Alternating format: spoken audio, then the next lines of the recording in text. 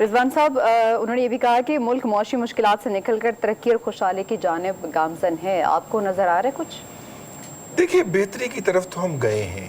یہاں پہ پاکستان کی ٹیلی ویژن نجی ٹیلی ویژن چینلوں اور سرکاری کے اوپر بیٹھ کے ہمیں یہ بتایا جاتا تھا کہ حکومت تو ڈیفالٹ ہو جائے گی. ہم تو ایسی بارودی سرنگیں لگا کے گئے ہوئے ہیں کہ حکومت نے بچنا ہی نہیں. بہرحال بارودی سرنگوں سے پہلے آپ کو بھی اور باقی پارٹیسپینٹ کو بھی عید قربہ مبارک ہو. اور آپ نے جو قربانی دی ہے آج پروگرام کر کے عید کے تیسرے روز, اس کی تو خاص طور پہ اللہ تعالیٰ قبولیت فرمائے. ٹھیک ہے, اب آ جائیے اس کے اوپر.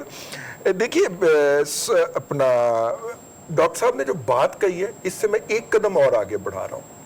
یہ ریسورسز جو ہیں یہ اس شرط پہ صوبوں کو 18ویں ترمیم کے تحت ملے تھے کہ یہ آگے ضلعی حکومتوں کو ٹرانسفر ہوں گے یہ ریسورسز, اور ضلعی حکومتیں جو ہیں وہ اپنے اپنے علاقوں میں تعلیم کا, صحت کا, انفراسٹرکچر کی ترقی کا کام کریں گے.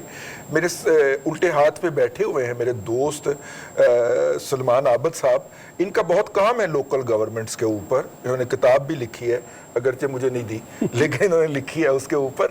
اور دیکھیے وہ جو لوکل گورنمنٹ کے پاس پہنچنا تھا, اور یہ لوکل گورنمنٹ کا ایک جامع نظام صرف مشرف صاحب کے دور میں آیا ہے, اور آپ دیکھیے کہ اس وقت کتنا کام ہوا ہے. وہ کام نہیں ہوا. یہ وسائل رک جاتے ہیں صوبائی سطح کے اوپر, اور صوبائی سطح کے اوپر جو چیف منسٹر بیٹھا ہوتا ہے یا بیٹھی ہوتی ہے اس کا اپنی پرائرٹیز ہوتی ہیں, اور بعض اوقات صوبہ اس کی پرائرٹی نہیں بھی ہوتا. اس کی پرائرٹی جو ہوتی ہے وہ سوشل میڈیا انفلوئنسر ہو جاتے ہیں. وہ پتہ چلتا ہے کہ اس نے سال کے اندر 30 ارب روپیہ ان کے اوپر یا 8 ارب روپیہ ان کے اوپر لگا دیا. تو یہ جو آگے ٹرانسفر ہونا تھا, پی ایف سیز بننے تھے, پروونشل فنانس کمیشن بننے تھے, اس کی بنیاد کے اوپر ادھورا ہے. اب آ جائیے واپس.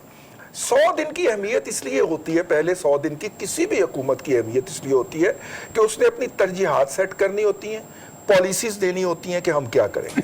اب ہم ایک ایک کر کے لے لیتے ہیں. کے پی کے حکومت نے پالیسی دی ہے کہ جی وفاق ہمارے اتنے پیسے دبا کے بیٹھا ہوا ہے, وفاق دے گا تو بات آگے چلے گی, اس سے علاوہ بات چل ہی نہیں سکتی.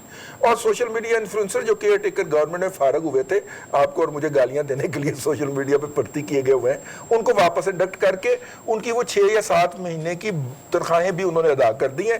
لیکن یونیورسٹیوں کے لیے ان کے پاس فنڈ نہیں ہے. انہوں نے اپنی پالیسی لائن جاری کر دی ہے. آج انہوں نے ماشاءاللہ جا کے لوگوں کی بجلی بھی بحال کروائی ہے. اچھا جی, اب آ جائیے پنجاب کی طرف.